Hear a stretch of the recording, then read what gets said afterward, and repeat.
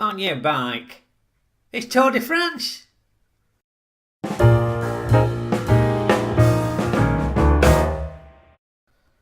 Yes, Le Tour de France. That time of year again, isn't it? When cycling's on the telly all the time. And even if you don't know anything about the sport, it doesn't matter.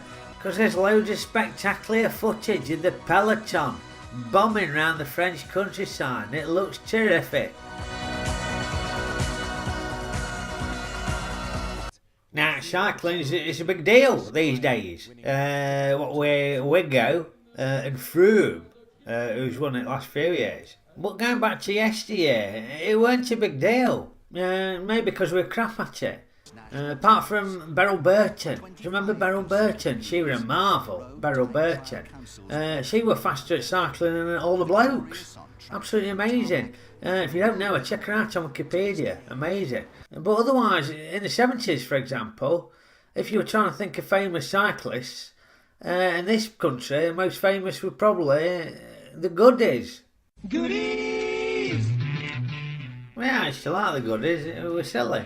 Or if you mentioned cycling in the 70s, people thought of this fella. And Keegan's still wobbling, coming to the first bend, and a Van Binge comes across, and Keegan's gone! Keegan touched the back wheel and he's gone. Yes, Keegan in Superstars, yeah, Kevin Keegan. They wouldn't let him do it these days, would they? Can you imagine Harry Kane? Harry Kane falling off a bike. Spurs would be livid, wouldn't they? Yeah, insurance would be too high. Oh, look at his shoulders there. Oh, poor bugger, crikey, that must really sting. Look at the state of them shoulders. Oh. Any road, as far as international cyclists go, you couldn't look past this lot. Sunny sky, pretty day. Yeah, it's so clever, isn't it? That's before CGI, that. No CGI there, it's all clever puppetry. But there ain't even any folks' hands up their bums, making the mouths move. Very clever, don't know how they did that. Yeah, ever so clever what you can do with puppets, isn't it? Yeah. Now, as much as I love watching the cycling, I've never really been inclined to give it a go. For starters, it couldn't be doing with shaving the legs. That would prove a little bit tricky for me. But also, I didn't like the idea of them saddles.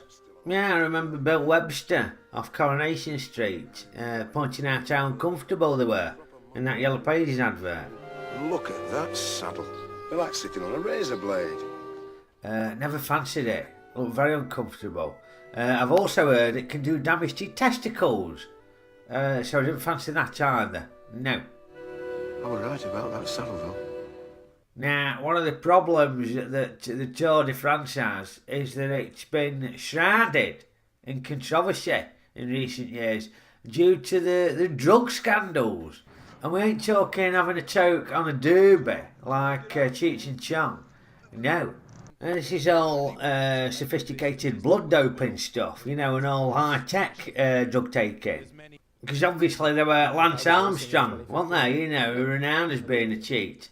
Even though everybody we're competing against were cheating and all. And nowadays, Wiggins has been dragged into the controversy with his therapeutic use exemptions.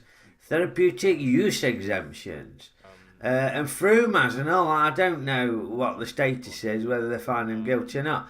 But, you know, spectators get livid with Froome. They don't like him winning because they think he's a cheat. You know, they attack him and throw piss at him and stuff. My advice, though, if you don't want it to affect your enjoyment of Tour de France, or any sport for that matter, is to just watch it and assume that they're all on drugs. And that way it's a level playing field, ain't it?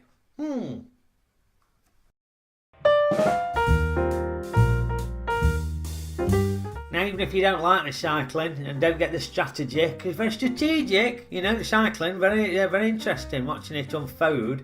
But even if you don't get it, just tune in and enjoy the peloton bombing around the great countryside and enjoy the shots that the production team have put together for you. So yeah, anyway, if you like this video, like it, share it with your mates, and subscribe to my channel. And I'll see you next week. Okie doo!